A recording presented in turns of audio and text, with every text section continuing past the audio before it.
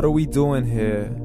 And where are we gonna go? It's like we just woke up one morning and then it's welcome to the show. Don't ask any questions, just go with the flow. Make as much money as you can and try your best not to get broke. Copy everything you see on the TV, from the hairstyles to the clothes, and don't think too often, just do exactly as you're told. And if you ever get confused, then just turn towards the alcohol. You'll still hear your thoughts, then just turn up the radio as you learn to live a lifestyle of drugs, sex, and rock and roll.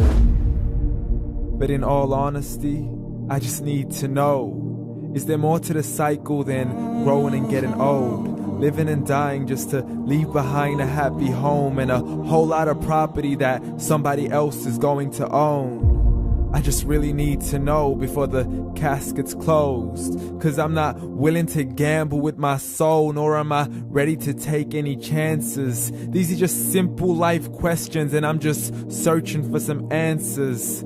Like, what are we doing here? And what is our purpose? How did we get here, and who made us so perfect? And what happens once we go, or is this world all really worth it? Questions we don't answer because apparently we don't really have to. There's no purpose to this life and our existence is merely natural. Then in that case, please let me ask you, did you create yourself, or was it somebody else who had fashioned you? 'Cause you're a being that's impeccable, faultless and unparalleled. You're a product of supreme intelligence and I'm merely being rational. For there isn't a camera on this earth that can come close to the human eye, nor a computer that can compete alongside the human mind. And if the whole world was to come together, we wouldn't be able to create a single fly. So many signs, yet we still deny. As science tries to justify that all this could come from none, when it's a simple sum. 0 plus 0 plus 0 cannot possibly ever give you 1. So from where did all this order come? For everything has its origins, a maker, a creator of its own. I mean, the only reason you're watching this video is because somebody had to press upload. So we can believe in the Big Bang, but I'd rather believe in He who caused it to explode. Allah, the creator of everything along with every single soul. The ever-living, the master, the only one who is in control. Unlike his creation, beyond our imagination. And no, he's not a man, nor does he have any partners in association.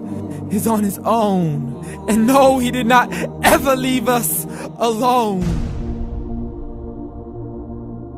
Just like every manufacturer, he left us with an instruction manual. The Quran and Islam, and I'm sorry to jump to conclusions, but it's the only one possible.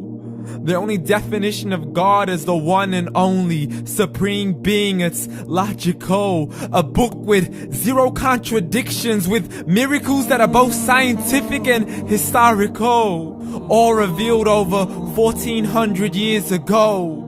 Like the detailed description of the human embryo. The descriptions of the human embryo in the Quran cannot be based on scientific knowledge in the 7th century. To the mountains as pegs holding firm the earth below, and the 2 seas that don't mix in a complete separate flow. To the planets in orbit, alternating night and day as they stay in flow. The expansion of the universe and the creation of everything from H2O. To the stories of the past and the preservation of Pharaoh. To identifying the lowest point in the land where Persia defeated Rome. The gushing fluid that created man in the glands between the ribs and the backbone. And not a word has changed, it's still the same. So please explain how all this was known over 1400 years ago. To a man who couldn't read or write, as he would recite whatever the angels spoke. And if you still don't believe, please try to come up with something that's even close. But you can't, so we took God as a mockery and his messengers as a joke. Muhammad could not read or write. How's somebody who can't read or write gonna start a religion? Dismissed his scriptures as legends and tales of the ancient folk, as we live life according to our whims, desires, and hopes. saying this life is the only home we will ever know. We will live then die, then simply turn to bones. YOLO!